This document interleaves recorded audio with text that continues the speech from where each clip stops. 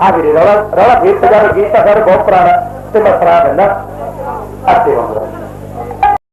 ਸਤਿ ਸ਼੍ਰੀ ਅਕਾਲ ਦੋਸਤੋ, ਆਸ ਕਰਦਾ ਤੁਸੀਂ ਸਾਰੇ ਠੀਕ ਠਾਕ ਹੋਵੋਗੇ। ਦੋਸਤੋ ਕੱਲ੍ਹ ਆਪਾਂ ਗੱਲ ਕੀਤੀ ਸੀ ਕਿ ਅਮਰ ਸਿੰਘ ਚਮਕੀਲਾ ਤੇ ਬੀਬਾ ਅਮਰਜੋਤ ਜੀ ਦਾ ਜੋੜੀ ਬਣਨ ਤੋਂ ਬਾਅਦ ਪਹਿਲਾ ਪ੍ਰੋਗਰਾਮ ਜੋ ਕਿ ਮੱਖੂ ਮੰਡੀ ਵਿਖੇ ਲੱਗਣਾ ਸੀ, ਕਿਸੇ ਕਾਰਨਾਂ ਕਰਕੇ ਕੈਂਸਲ ਹੋ ਜਾਂਦਾ ਹੈ। ਪ੍ਰੋਗਰਾਮ ਕੈਂਸਲ ਹੋਣ ਦਾ ਸੁਨੇਹਾ ਜਦੋਂ ਚਮਕੀਲੇ ਕੋਲ ਪਹੁੰਚਦਾ ਹੈ ਤਾਂ ਚਮਕੀਲੇ ਨੇ ਪ੍ਰਿਥੀਪਾਲ ਸਿੰਘ ਟੱਕਣ ਨੂੰ ਪ੍ਰਬੰਧਕਾਂ ਕੋਲ ਭੇਜਿਆ ਤੇ ਕਿਹਾ ਕਿ ਸਾਡੀ ਪੇਮੈਂਟ ਦਿਓ।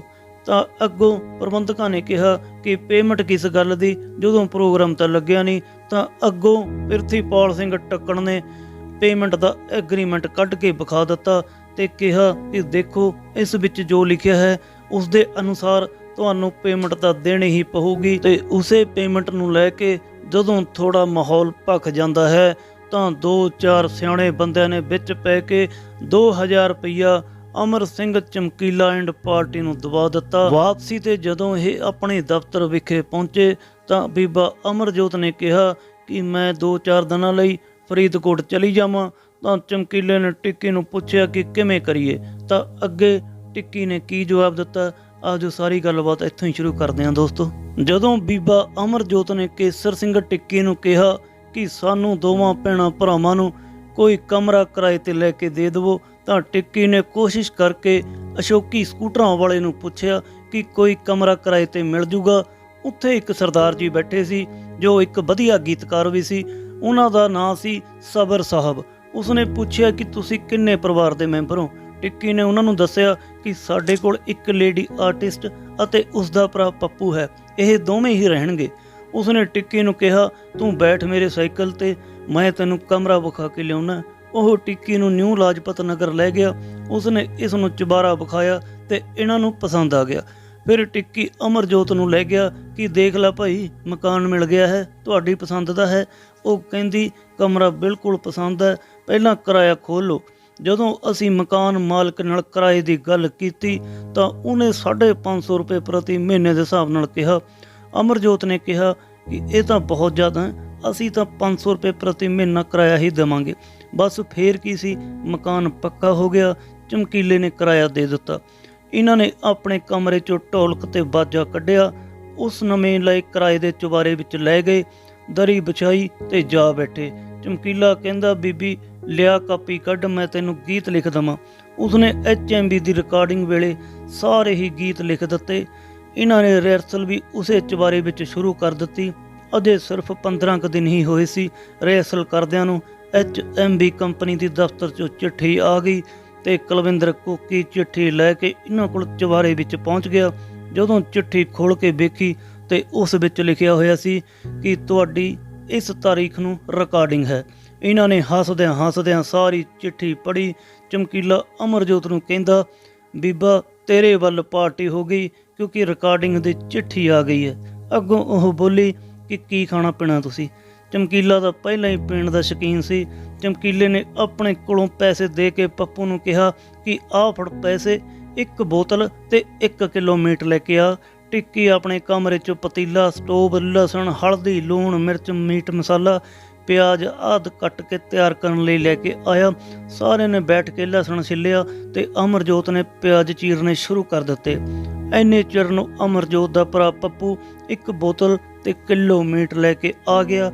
ਇਹਨਾਂ ਨੇ ਬੈਠ ਕੇ ਦਾਰੂ ਪੀਣੀ ਸ਼ੁਰੂ ਕਰ ਦਿੱਤੀ ਤੇ ਅਮਰਜੋਤ ਨੇ ਮੀਟ ਰਿੰਨ੍ਹਣਾ ਸ਼ੁਰੂ ਕਰ ਦਿੱਤਾ। ਇਹ ਸ਼ਾਮ ਨੂੰ ਚੁਬਾਰੇ 'ਚੋਂ ਉਤਰ ਕੇ ਆਪਣੇ ਦਫ਼ਤਰ ਆ ਗਏ ਤੇ ਉਹਨਾਂ ਨੂੰ ਕਹਿ ਦਿੱਤਾ ਕਿ ਤੁਸੀਂ ਆਪਣੀ ਰੋਟੀ ਹੋਟਲ ਤੋਂ ਮੰਗਵਾ ਕੇ ਖਾ ਲਿਓ। ਦੂਸਰੇ ਦਿਨ 11:30 ਵਜੇ ਚਮਕੀਲਾ ਆਪਣੇ ਪਿੰਡ ਦੁੱਗਰੀ ਤੋਂ ਸਾਈਕਲ ਤੇ ਦਫ਼ਤਰ ਪਹੁੰਚ ਗਿਆ। ਦਫ਼ਤਰ ਆ ਕੇ ਉਸਨੇ ਟਿੱਕੀ ਨੂੰ ਕਿਹਾ ਕਿ ਟਿੱਕੀ ਭਾ ਆਪਾਂ ਕਰੀਏ ਤਿਆਰੀ। ਫਿਰ ਟਿੱਕੀ ਨੇ ਕਿਹਾ ਕਿ ਅੱਜ ਤਿਆਰੀ ਥੋੜ੍ਹਾ ਚਿਰ ਹੀ ਕਰਨੀ ਹੈ ਕਿਉਂਕਿ ਕੱਲ੍ਹ ਨੂੰ ਆਪਣਾ ਪ੍ਰੋਗਰਾਮ ਹੈ, ਕਿਤੇ ਅਮਰਜੋਤ ਦਾ ਗਲਾ ਹੀ ਨਾ ਥੱਕ ਜਾਵੇ। ਇਹਨਾਂ ਨੇ ਤਕਰੀਬਨ 2 ਘੰਟੇ ਤਿਆਰੀ ਕੀਤੀ। ਦੂਜੇ ਦਿਨ ਸਵੇਰੇ ਹੀ ਪ੍ਰੋਗਰਾਮ ਤੇ ਚਲੇ ਗਏ। ਪਹਿਲਾ ਪ੍ਰੋਗਰਾਮ ਅਮਰਜੋਤ ਨਾਲ ਪਿੰਡ ਬਿੱਲੀ ਬੜੈਚ ਨਕੋਦਰ ਕੋਲ ਸੀ। ਜਦੋਂ ਪ੍ਰੋਗਰਾਮ ਸ਼ੁਰੂ ਕੀਤਾ ਤਾਂ ਸਰੋਤਿਆਂ ਦੇ ਬੇਹੱਦ ਇਕੱਠ ਨੇ ਚਮਕੀਲੇ ਅਤੇ ਅਮਰਜੋਤ ਦੀ ਪੂਰੀ ਪ੍ਰਸ਼ੰਸਾ ਕੀਤੀ।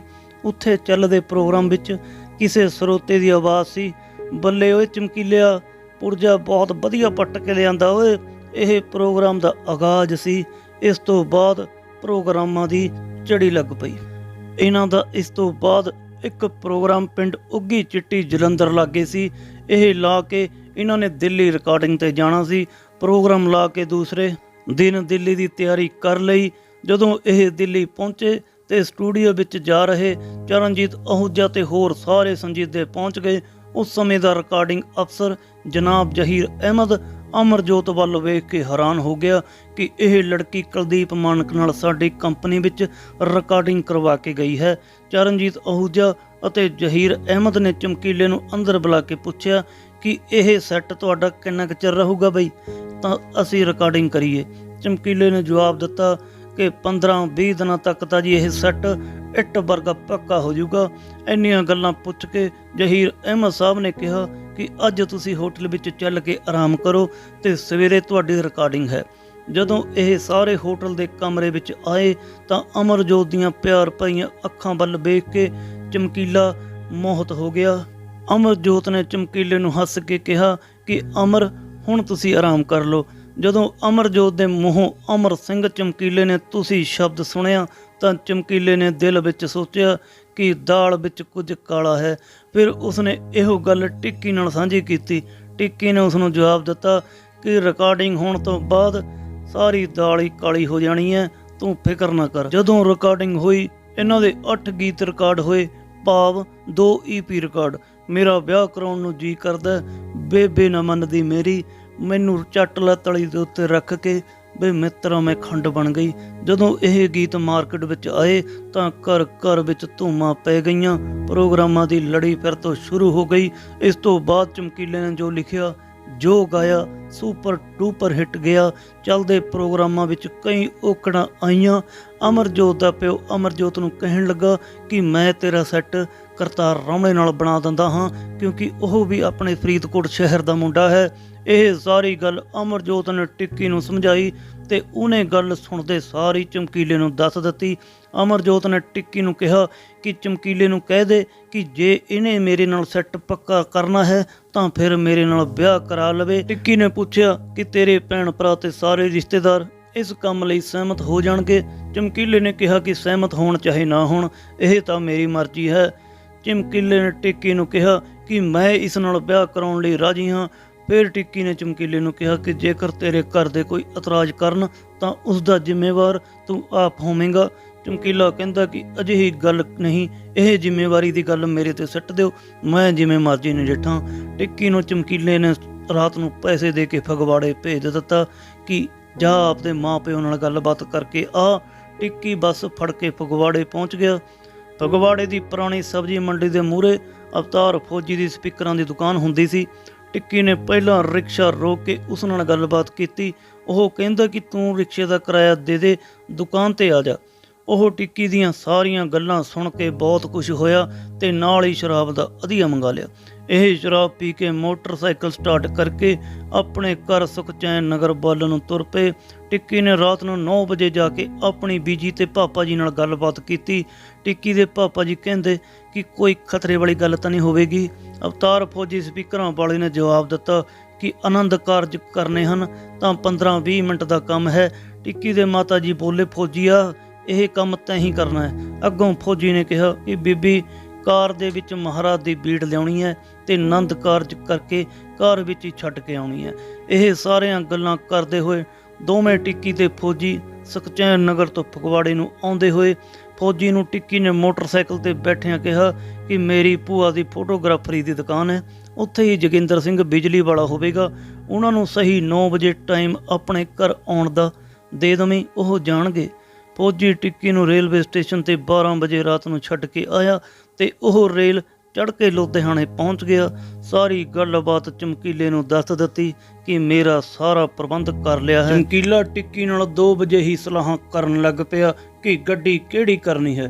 ਟਿੱਕੀ ਨੇ ਉਹਨੂੰ ਕਿਹਾ ਕਿ ਲੁਧਿਆਣੇ ਲੋਕਲ ਅੱਡਿਓਂ ਉਸਤਾਦ ਪ੍ਰੇਮ ਦੀ ਗੱਡੀ ਕਰ ਆਈਏ। ਉਹਨੇ ਝੱਟ ਕਿਹਾ ਕਿ ਹਾਂ ਕਰਿਆ, ਉਹ ਤਾਂ ਬੰਦਾ ਹੀ ਬੜਾ ਵਧੀਆ ਤੇ ਸਿਆਣਾ ਵੀ ਹੈ। ਟਿੱਕੀ ਨੇ ਜਾ ਕੇ ਪ੍ਰੇਮ ਉਸਤਾਦ ਨਾਲ ਗੱਲ ਕੀਤੀ ਤਾਂ ਪ੍ਰੇਮ ਬੋਲਿਆ, ਚਮਕੀਲੇ ਦੀ ਤਾਂ ਮੈਂ ਧੌੜੀ ਲਾ ਦੂੰ, ਉਹ ਤਾਂ ਬੰਦਾ ਹੀ ਆਪਣਾ ਹੈ। ਜਦੋਂ ਗੱਡੀ ਅਮਰਜੋਤ ਦੇ ਦਰਵਾਜ਼ੇ ਤੇ ਆ ਕੇ ਖੜੀ ਤਾਂ ਅੱਗੇ ਦੀ ਗੱਲਬਾਤ ਦੋਸਤੋ ਅਗਲੀ ਵੀਡੀਓ ਵਿੱਚ ਕਰਦੇ ਹਾਂ। ਬਹੁਤ ਬਹੁਤ ਧੰਨਵਾਦ।